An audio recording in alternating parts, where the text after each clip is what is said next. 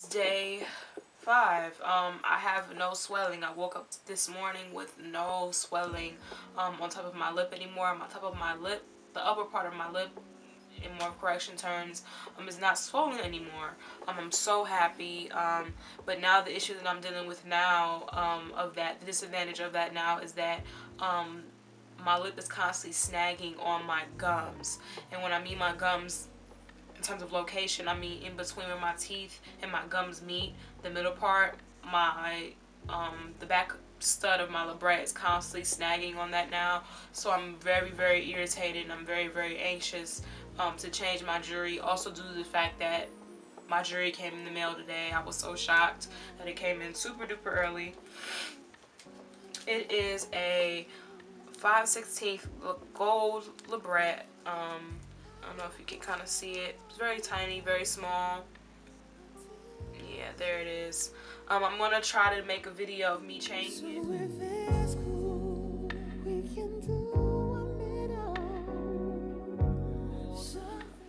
16 gauge regular labret for Medusa or even a lip piercing, and it's in the 5/16. I hope it fits. I hope a 5/16 is the appropriate length for me to wear. That's what the body piercer told me to get, due to the thickness of my lip piece. If I get anything smaller, it might not fit. So I'm really hoping that this gives me this gives me the perfect fit for this piercing.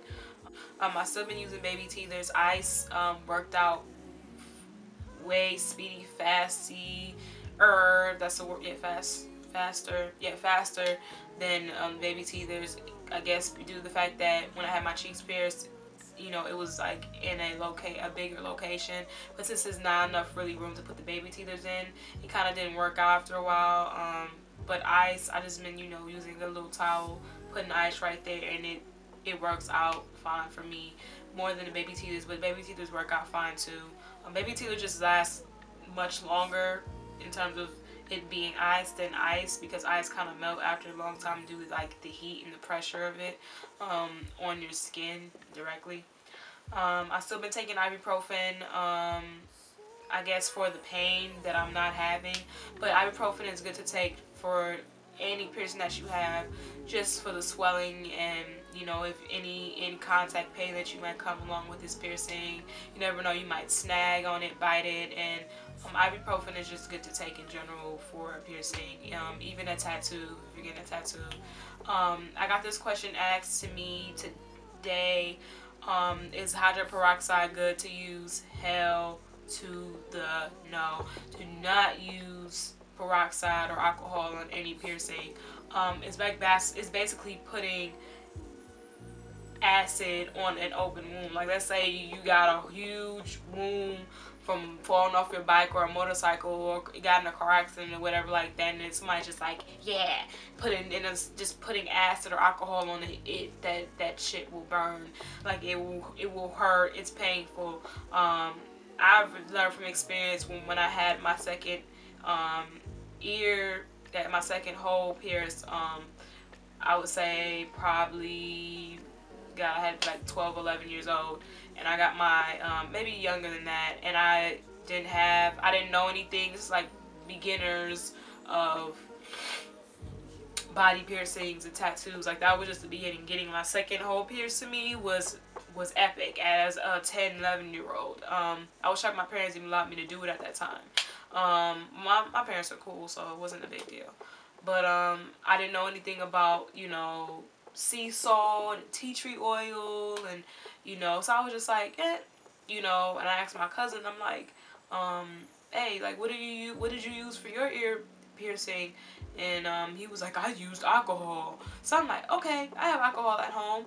So I put alcohol on the piercing, and that mother sucker burnt like so bad. Like, for me to only have that piercing for probably not even less than 72 hours of my life, that piercing was just burning so bad. And ever since then, I'm like, yeah, I'm never using that again.